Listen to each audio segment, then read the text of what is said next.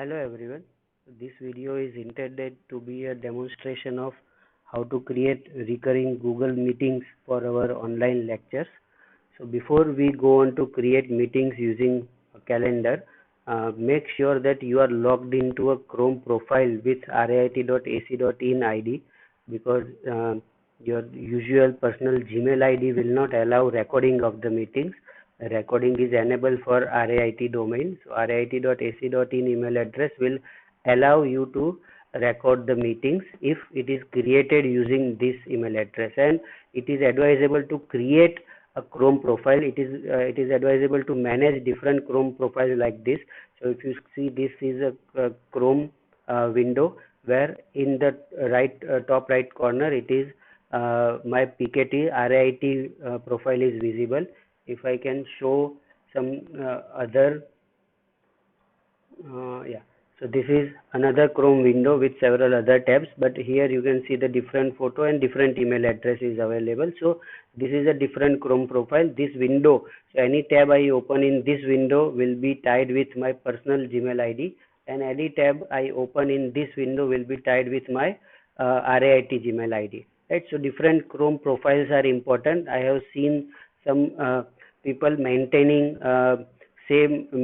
only one Chrome profile, and then you just check the email of riit.ac.in email address by logging into Gmail. You will just open the Gmail and you log out from this Gmail and log in to some other Gmail ID, but the profile remains same. So then there are certain confusions created, that when you create the meeting, then those meetings may not be created with your riit.ac.in ID, because you have just used Gmail on that. You have to log out in the Meet also separately, log in again. So instead of that, it is better to maintain different profiles. To maintain the profile, you can click here and you can go to add, and then you can add a person. You can here give the name of the person, name underscore, and you can give that your profile name underscore RIT, so that it is distinct from your other profiles. And then you can add it. When you add it, it will open a new Chrome window. Let me add it. So it opens a new Chrome window, and there you'll sign in with your riit.ac.in email ID, and then this profile will become, right now it is not signed in, but this, after you sign in here, you will see your uh, new Chrome profile, right? So you can change the Chrome profile by clicking on this button here, and you can select whichever Chrome profile you want to log in. Suppose ICACC conference profile I want to log in, so then I just click now. So this Chrome, so this entire Chrome window is tied with this ICACC Chrome profile, and all the tabs I open will have the effect of ICACC account, right? So this is advisable to do. Now once we have ensured that we are logged in with riit.ac.in ID, we open the calendar.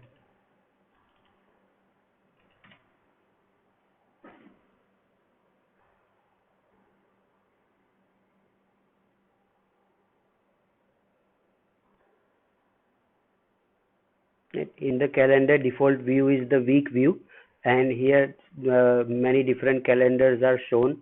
So there is a calendar that I created for the fractional calculus STTP, then machine learning STTP, and this calendar belongs to the MATLAB based online STTP. So all the events related to these events will be in these calendars. We can select this calendar, and the events of this calendar will be displayed. You can create new calendars. There is one default calendar by Google which says holidays in India. If you click this, then in your calendar holidays of India will be inserted. Let's go to month view.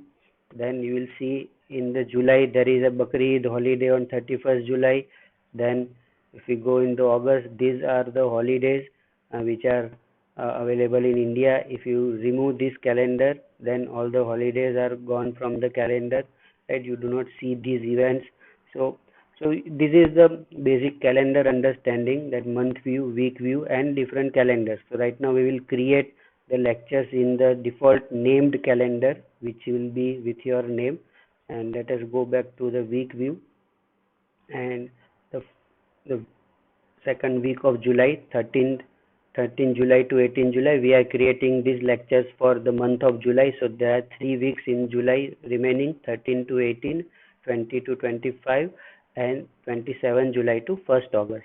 So for these 3 weeks, we are going to create the lectures. So to create a lecture, we have to click on any time.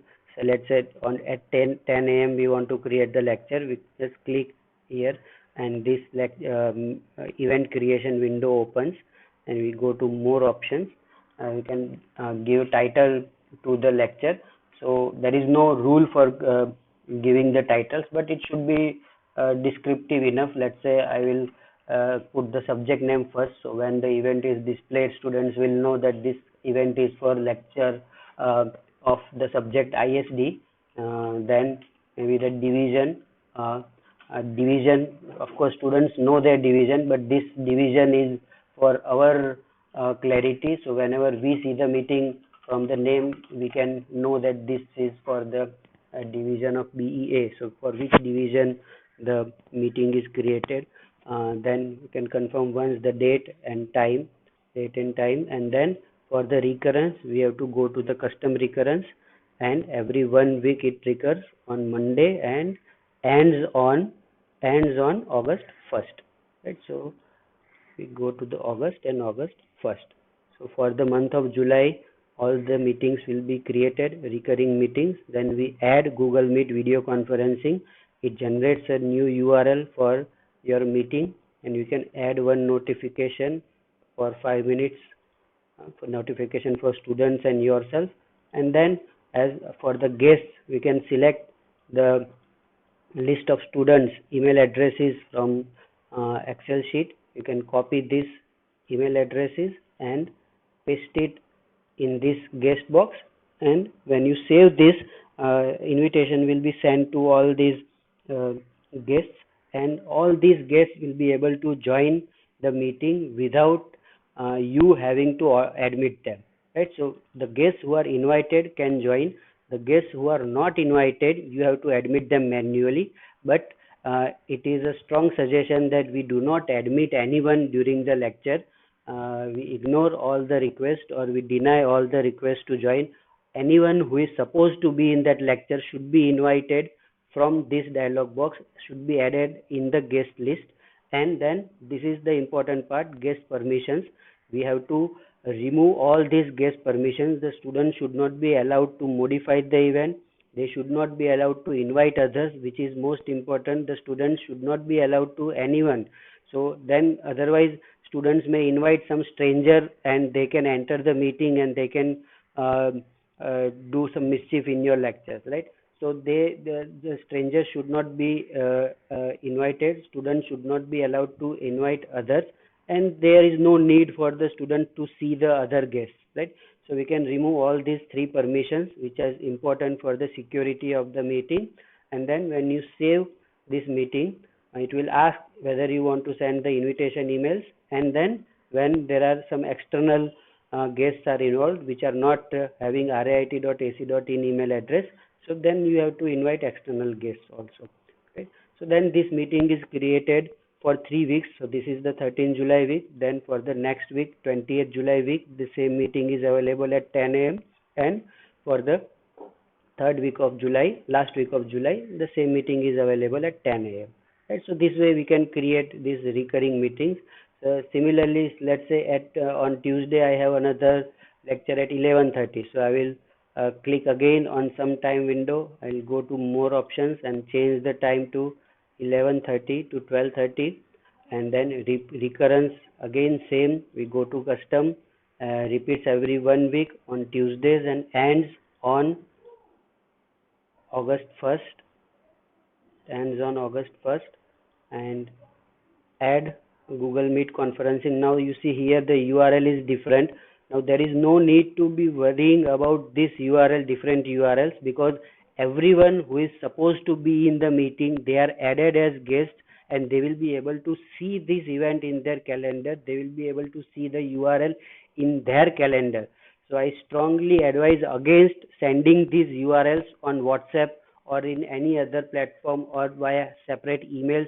we should not send these URLs to anyone publicly, because there is no need for anyone to see this URL.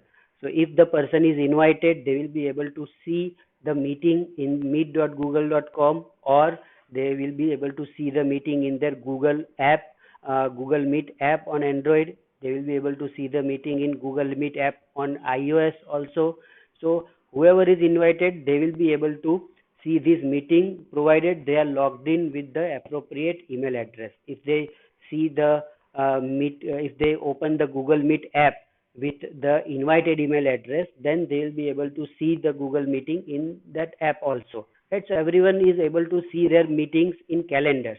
So people who are maintaining various Google Gmail addresses must take care that they open the Meet with appropriate Google address, appropriate Gmail address, because there may be a little bit confusion that if you open the Meet app with a different email address than the email address which is invited, then you will not be able to see the meeting, and then you will call the organizer or the person who has arranged the meeting that you are not able to see the meeting, and all those confusions. You should be taking care that you don't create all these confusions. Just take care of which email address you are using. RIT.ac.in email address using is compulsory. So now maintain that email address everywhere, and take care that you open the apps and Chrome tabs using your proper email address.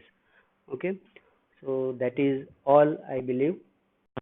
Okay, I forgot to mention how to change this meeting URL. In case you want to keep this meeting URL same for all your lectures, you can go here. So this is the Tuesday meeting.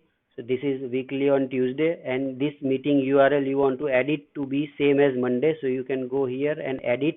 For that you will need the Monday meeting URL. So in another tab, you open your calendar again,